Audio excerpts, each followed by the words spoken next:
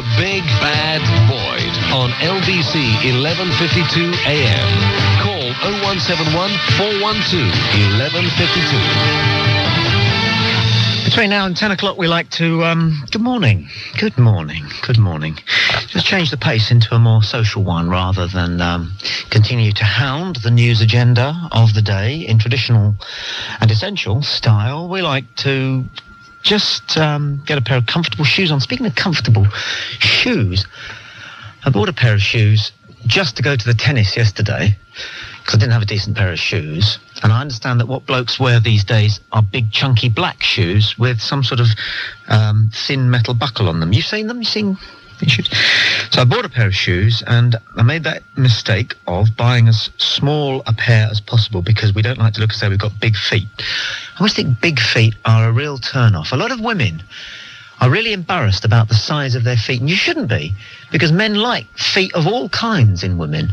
And yet I myself, like a lot of people, buy shoes as small as we can get into for vanity, and then hobble around all day. And I did. I hobbled around. I put them on at 3 o'clock in the morning to come to LBC, and I was still wearing them at 9 o'clock last night, getting back from the tennis. And my feet ache. But what do you do with them? I have got one of those things. What do you call those things that you put in shoes with a sort of a bulbous bit at the end? Not a shoehorn. A shoehorn. No, a shoehorn is what you use to get your shoes on, isn't it? This is a thing that I can't describe it. It's got a bulbous bit that's shaped like your toe area, the ball of your foot, and that goes into the end of the shoe, the top end of the shoe. Then it's usually got a spring-type bit of metal, and then a kind of plum-sized ball at the end that goes into the heel. It's called a local newspaper. Because it used to come to our house, and it would come through the door, and my dad would always go, "Does anybody need their shoes stuffing?" Do you know what? I shared a flat once with a student footballer, and after every game, he would screw up a piece of paper and put it into his football boots and leave them in the hall. And then 24 hours later, he would take out this crumpled piece of paper and he'd put it on a shelf. And the next time he played football, he'd get another piece of paper, crumple it up, put it in the shoe, and then he'd save this bit of paper. So I'm not saying he was a nutcase, but he didn't throw away those crumpled up bits of paper. And I never had the heart and soul to ask him why, for crying out loud.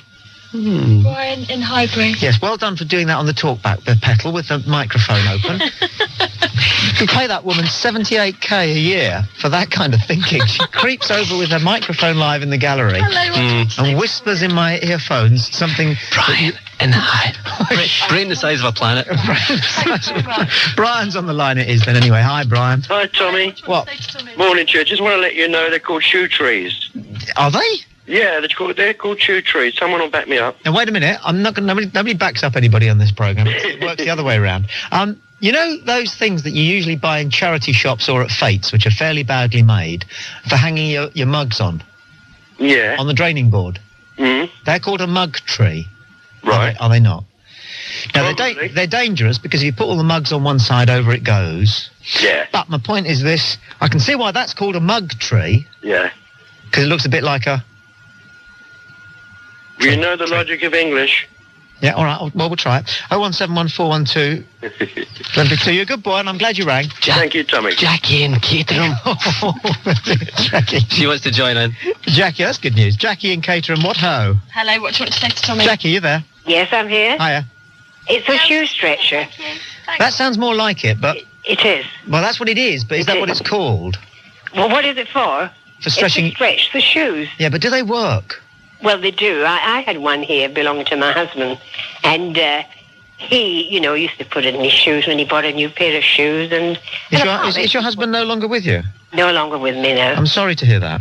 Well, 20 years. What did you do with his shoes when he died? Well, I gave all his clothes and things to Oxfam. Yeah, that's what my wife's mum did when Ron was killed. The reason I ask is because sometimes you see a very strange advert in the local paper. It goes, 1 pair gentleman's shoes, size 8, hardly worn, perfect condition, £3.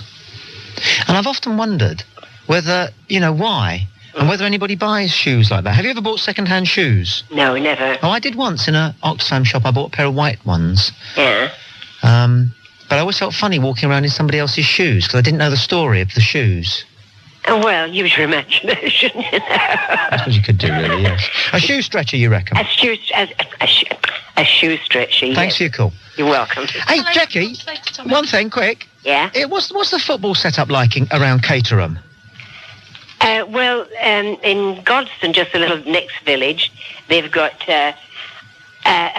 youngsters, you know. That's it. I read about it in the local paper. I know, that's the lot. We played against them a couple of Sundays ago. They're all built like rhinoceroses. What do you feed them on around there? Well, I don't know. I haven't seen them. You know, I don't get to football matches. No, but they're huge. The children of Caterham are huge. Are they? Huge, great big shoulders. They look like American gridiron players. Really? Yeah. Well, I've lived here for 15 years. Is it the army thing? Do you think they're all army? No, there's no army here now. The barracks are closed.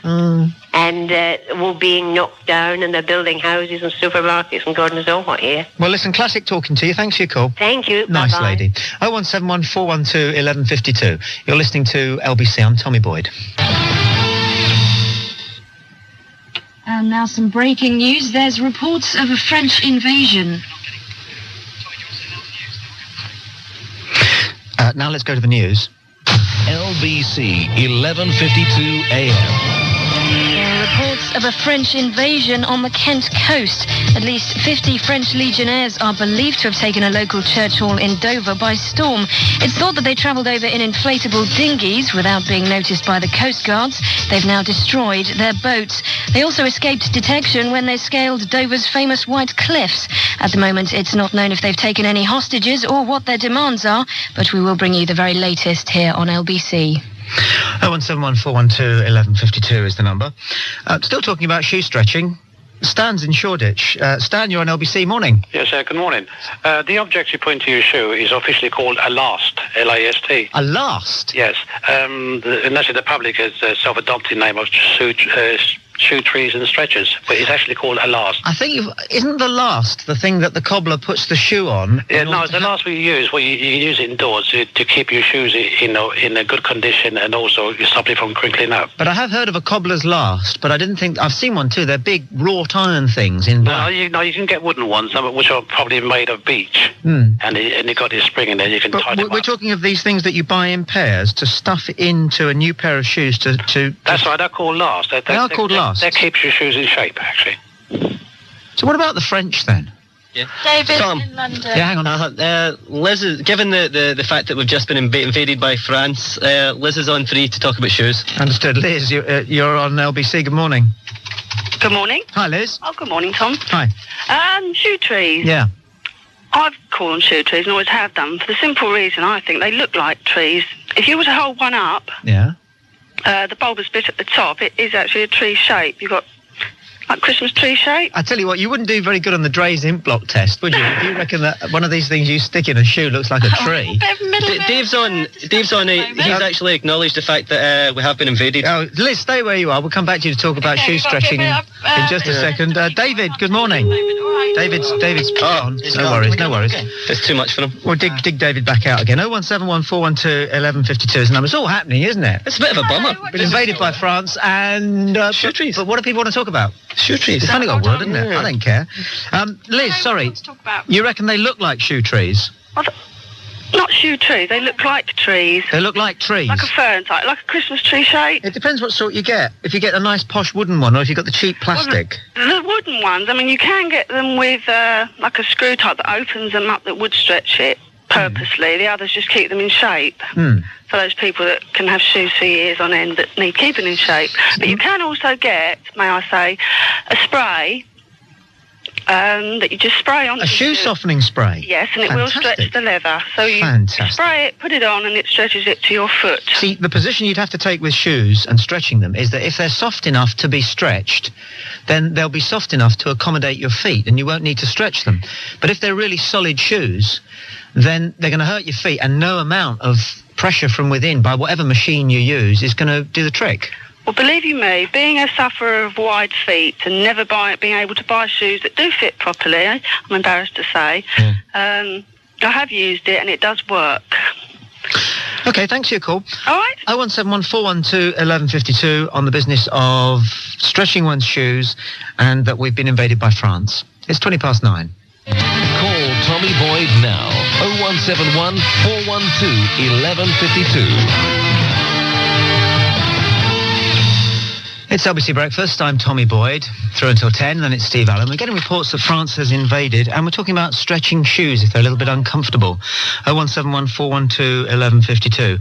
Steve's in Staines. Steve, you're on LBC. What did you want to talk about? I'm very confused about what I want to talk about, and I want to guarantee that you're going to get this message through to the parent who's watching from about 300 yards through the bushes at his son playing football. Go on. There's millions of us out here. Yeah. It's a penalty you pay. Tell the man this. This hasn't been an awful lot of considered thought to this.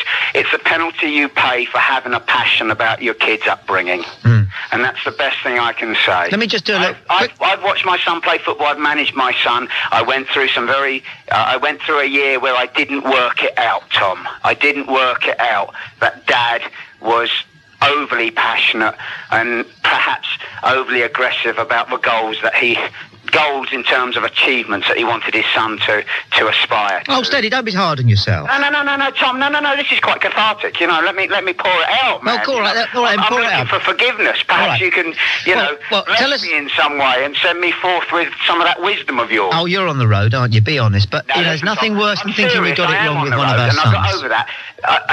And it can be a huge failing that comes out of the best of reasons. Yeah. Do you understand what I'm saying? The best of reasons can cloud you, right? Can cloud the issue of what's best for your son, because you were saying to yourself in this adult world, this is best.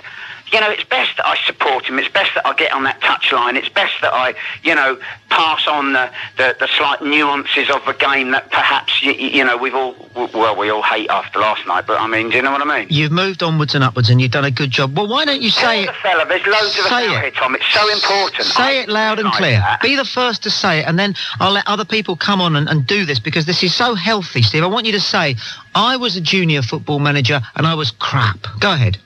No, Tom, I won the trophy. Oh, well, there you are, you see. That's all that matters, isn't it, really? Tom, listen to this, though. Listen, can I tell you something? Go on. Can I just tell you something, right? I won the...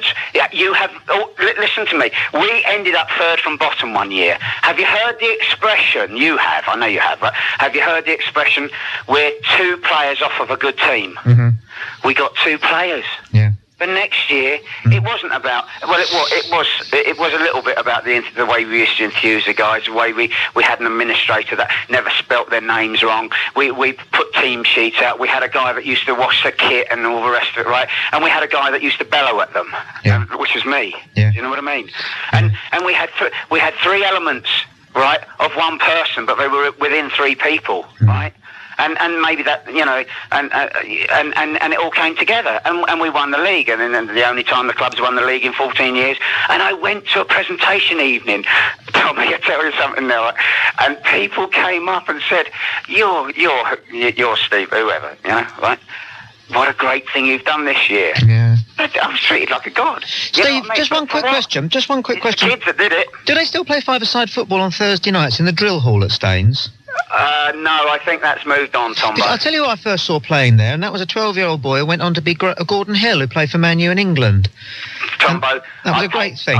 But listen, Steve, I've got to crack on. Crack on, Tombo, but pass that message on. It's out there.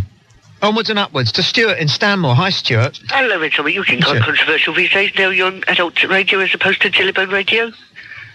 Right, a couple of things. Sorry, this French invasion. Mm-hmm. Do I take it the French think that Blair's already signed us up? We don't know. They must think that Blair's signed us up already for federal states of Europe. We don't know. And we're already part of France. We can only speculate. That's what it looks like. Will you fight? Definitely. You will? Yes, we don't want... that's why... Could you kill a man? That's why I will do my best to fight for a government which will resist a European takeover. Would you attack a Frenchman if he was on English soil with malice aforethought? Of course. I'll do my bit for Queen and Country. 0171412 1152 is the number. We'll catch up on the main story, the new main story, in just a moment. But to Peter, who's mobile, next. Peter, where are you? I'm in South Woodford, Essex. Okay, what do you say? Well, about these French, if they are Legionnaires, don't worry, because the Legionnaires have never won a battle in their entire history. But they do lose magnificently every time. And there's always one left alive to tell the tale, but they usually get killed to a man. I don't know about that. The French wouldn't say that, would they? I've seen the French Legionnaires training in, where was it, Corsica? They are very brave, marvellous soldiers, but they do always get, in every major battle they've always been killed, and usually one survives. Well, which one are you thinking of here, or are you thinking of films? Are you confusing films with real life? Vietnam. In Vietnam, there's a famous hill in Vietnam where... Did they send the French... about 400. Did the French Legionnaires fight in Vietnam? Yeah, miles before the Americans were there. Really? Beforehand. Were they standing by for Kosovo? God only knows. If they're part of the United Nations peacekeeping force, they should have been. One would have thought. And of course, with Kosovo ending, and the need now necessary, for some sort of other diversion, I wonder who'll get the first book out. I think it's rather strange that they've invaded on the day we're going to our polls to elect our EC representatives. Yeah, that's a good piece of sleuthing. Well done. Thank you for that. On you go. Nice to talk to you. 0171412 1152. And we're still talking about shoes, because we still haven't established exactly what the machine is, or piece of equipment is. And where do you buy the things that you put in your shoes to stretch them if they're not the right size? And what else do you do? Some of us sit and watch Coronation Street, pushing our thumbs down into the ends of our shoes because we've vainly bought a pair that are too small. Shoe trees, shoe stretchers, or lasts we've had so far. Where do you buy them? 0171, do you know what they should do? They should make adjustable shoes for children. You could do that. If you were an inventor, you could make a pair of shoes with a ratchet thing for children and a little screw on the heel, and you just, when their feet grow a bit bigger, that would sell. 0171412 1152. You're listening to LBC. I'm Tommy Boyd. Call Tommy Boyd now. 0171 412 1152. Tommy, what if? We've been invaded. And I know a lot of people who fought through the war who have said to me, what this country needs is another good war. And I don't find anything macabre or sinister about that sentiment, although you will very rarely hear it voiced in public. But it's a very common sentiment among people who believe, amongst other things, that it helps you to prioritise yourself and your life and understand the joy of existence and appreciate your family and food much better than most people do at the moment, who have lived a life largely wrapped in cotton wool. That's one set of views which often takes flesh in the statement, what this country needs is a good war. There are other sets of views which are equally thoroughly thought out, but perhaps less honourable, such as that there are too many people on planet Earth and too many people in this country. And so you will find people who understand everything about war. Don't get me wrong, because these are people who've lived through it and they understand everything about war. And you will find some of them saying that, that nature has been unable to cope with the sudden increase in the number of people of fighting age. Nature, in a way, they will say, is anticipating a war. 0171412 1152. And, of course, France are our natural enemies, aren't they? Just as Russia is the natural enemy of the Japanese. We have fought against France on and off. I mean, even when she was our ally during the last war, there was a certain hostility that was felt, wasn't there, between de Gaulle and Churchill. And I don't think, I may be wrong, but I don't think French forces and British forces took part in any coordinated joint action at all, never mind about with any measure of success, which it would have been unlikely that would have happened because of what appears to be historical antipathy which exists between the two countries. Just sent over a token invasion force. I know a lot of young people who would quite enjoy.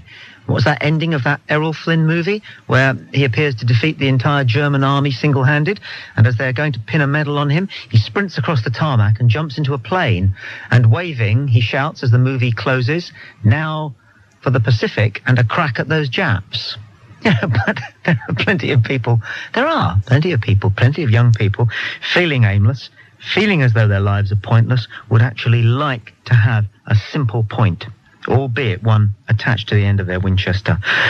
0171412 1152. Len's on the line from Hackney. Len. Hello? Which topic was it you wished to discuss? It's the shoes, actually. I'm an ex-shoemaker. right.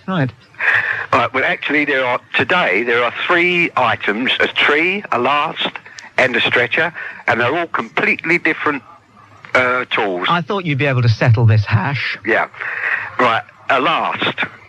This is the shape of the foot, wood.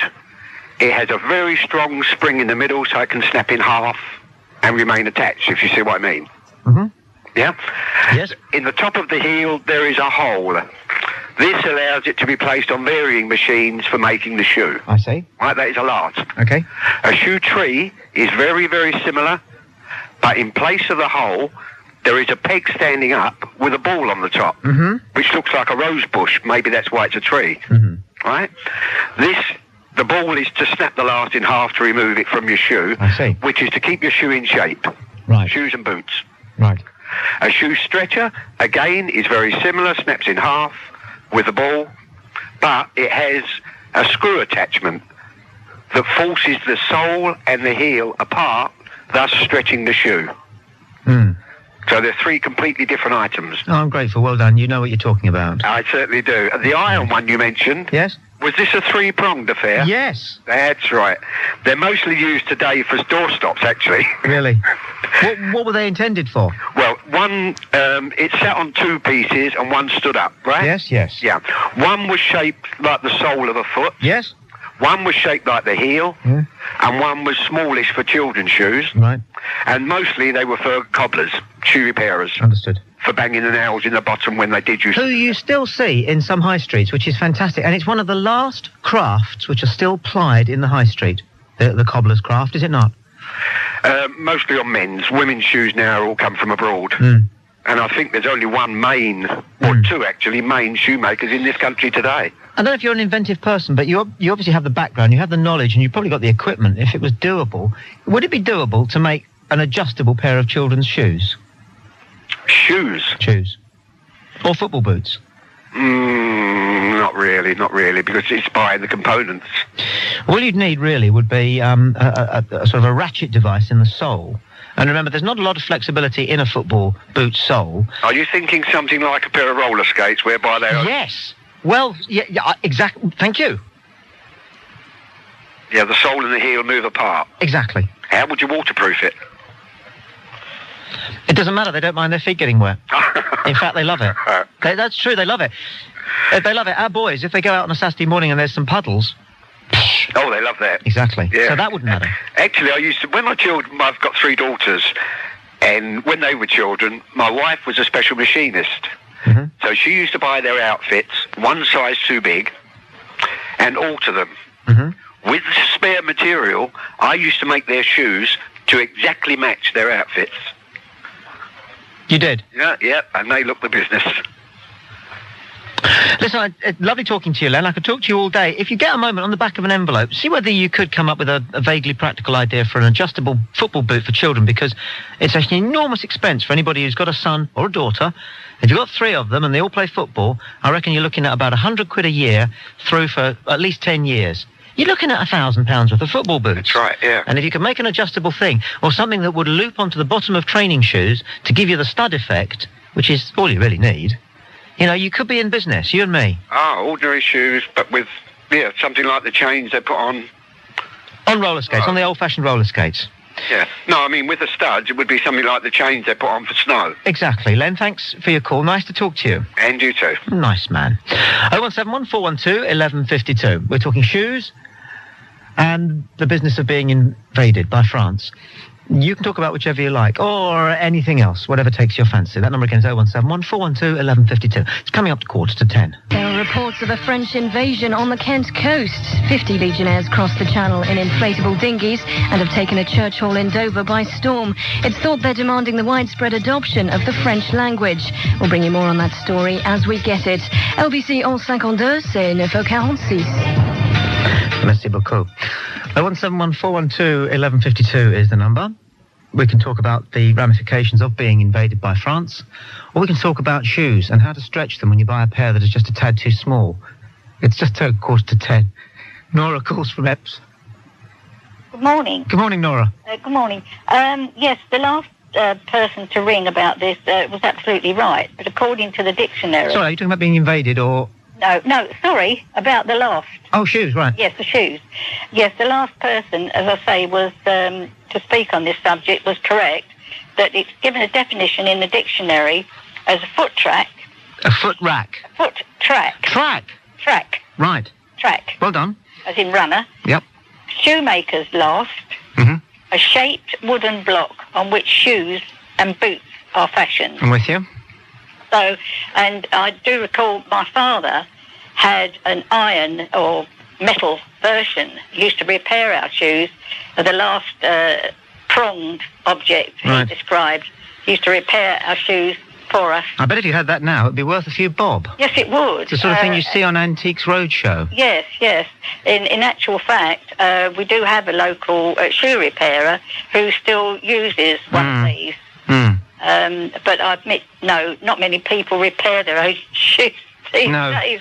No, they don't. Things have changed, haven't they? Right, Although we're still apparently at war with France. Yeah. So nothing much changes, does it really? Do you have any particular thoughts on that? Right. No? No, not really. No, fair enough. No. Why should you? 0171 412 1152 is the number, and we'll go to Brian, who's mobile. Whereabouts are you, Brian?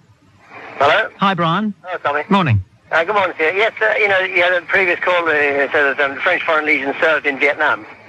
That was what a previous caller said, yes. Well, it's quite correct, but it used to be then known as French Indochina. Ah, of course. And then they were getting very heavily defeated, so they pulled out, and the Americans stepped in an effort to stop the tide. It was French for a considerable time, wasn't it? Oh, yes, many years, yes. And in fact, there were those who would have said that it was down to the French that the internal difficulties in Vietnam developed.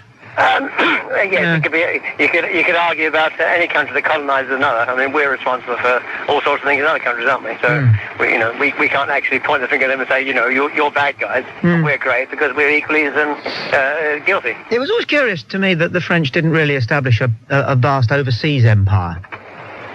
Didn't even seem to try. They were always intent on taking Moscow. Yeah, they did. I mean, they're in the West Indies, aren't they? They're in one or two other places. But it's a smattering. You can't really call Montserrat an empire, can you? No. But it's an island. They didn't have a piece of South or North America. Well, I believe there are parts of France which still... Do you know if you're tried in Louisiana, you're tried under French law? Yes. Still, to this day. Oh, yes. Napoleonic law. In fact, 1815. Yeah, well, they got some very peculiar laws, in France. We still exist. So somebody dies and everything was split between his sons. And the result of that, of course, is that you had thousands and thousands of these tiny little hamlets and farms rather than, larger ones, which are more efficient. If it's true that the French have begun an invasion, how do you think we will do under French occupancy? Well, you mean the one in Dover? Yeah. Yeah, it's probably some sort of a Tom, stand-up. can I interrupt for a second? Oh, we've got a flash. Because Peter in Barnett's phoned, and he says he's not really got much to say, but he'd quite like to slam his phone down because he felt nobody slammed their phone down on you. By all means, go ahead, Okay, can we put him up? He's there. Peter? Hello? You're on to Tom. Yeah, okay, I'm not angry, but I just, I've got the urge, because I haven't heard anyone do it for a long time. Yep. One thing I'd like to say, actually, is if we could send those guys that have come over from France back, it's their own fault that they've broken their boat, and I think we should make them swim home! Oh, the voice of reason. Fantastic. Quite a good slam down. You've got to just miss the receiver. That's the art of it. You've got to just miss the receiver so you get the bang. Yeah. And then the sort of rustling of the nestling of the phone in the crook. And then hopefully you get the brrrr would be ideal. Oh, there we go. That's a nice one. Wonderful. Nice one. 0171 412 1152. So we've got 10 minutes of the show before we throw over to Steve Allen. We've been invaded by France, and we're also talking about shoe mending. It's 10 to 10. Call Tommy Boyd now. 0171 412 1152. So with the ongoing war in Kent and the dilemma about what you actually call the thing that goes into your shoes to stretch them slightly, we carry on. Steve standing by to bring us another spectacular 3 hours, and maybe we'll squeeze him into the studio just before we end to find out what he's got in store for us. But we go now to Watford, and Marion is our next caller. Good morning, Marion. Good morning, Tommy. Marion. I'm fine, thanks. These French people have come over. It's very brave of them, isn't it? Yes. The voting goes on today.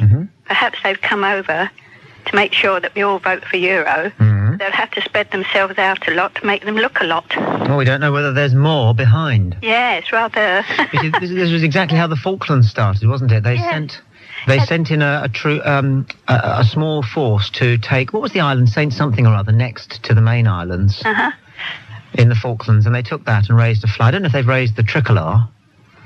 Well, they can put it in the sandpit, couldn't they, on the beach? Yes. Oh, it's so ridiculous. Yes. It really is. Yeah. I mean, it's not like the French anyway. They To usually invade? No, it's not. No, they usually turn around, go the other way. Are you saying they're cowards? Well, Poor fighting machines. well, we've been through wars with them, haven't we? So it speaks for itself. I suppose it does, and I hear what you're saying. Yes. Marion, thank you very much indeed for your Okay. thoughts on the Well, French anyway, invasion of if you Kent. see one coming up the street, you'll What know should- that you've got to vote the other way. Understood. You think it's tied into the political situation? Yes. All right. Okay. Nice to Bye-bye. talk to you. Bye-bye.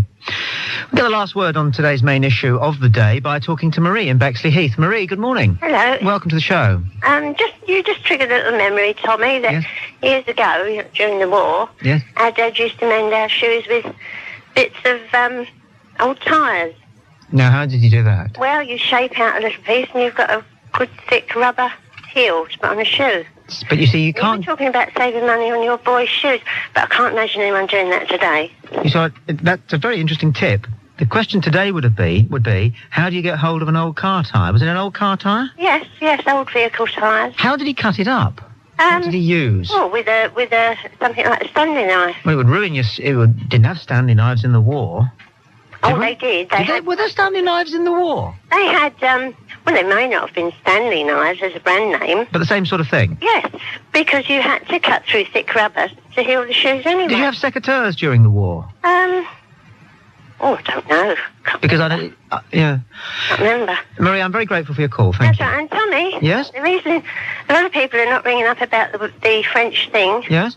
is there's so many wind-ups on your programme, they're all a bit bored with it. Yes. You see, this is it. Thank you for your call. What was interesting was we had peace break out this morning in Kosovo. And so we decided that it would be a good idea to discuss the historical perspective on a very unusual and possibly a unique war, and it was the first progressive war that's ever been fought. But we found that people were reluctant to offer their opinions on what is clearly the issue of the week, the month, the year. Then Anne mentioned Star Trek, and all of a sudden, everybody jumped into life. So what we decided to do was extreme the situation and say, what if France had invaded? And what if there's a problem with your shoes? And it turned out, just as we actually expected, nay, hoped, that people knew and understood and cared more about the state of their feet than about being invaded by France. Steve Allen joins us. He's on at 10. In 7 seconds, I'll tell you I'm here at 10. And we're looking forward to it enormously, Steve. But you've got a bit more than that.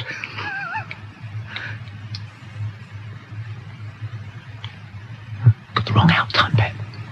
They've worked out the wrong out time. 58.50. Sorry, don't worry about it. Prats. Oh, don't. They've been working hard. Have they? Yeah, Oh, never God, mind. that'll be a Never mind. first. We'll What's in talk the about show? what's happened to Aitken's missing millions, because all of a sudden he's broke. He hasn't paid a bill yet. No. The Pope's opened a shop. Yep. Protective shields and mobile phones, complete and utter waste of time and money. Ian Banks, best-selling author's here, and John Warrington's doing Travel at 12. Fantastic. Steve Allen. Don't forget to subscribe and like. Comment too if you wish. Even slap your legs and make a purchase from Ann Summers. But don't do nothing.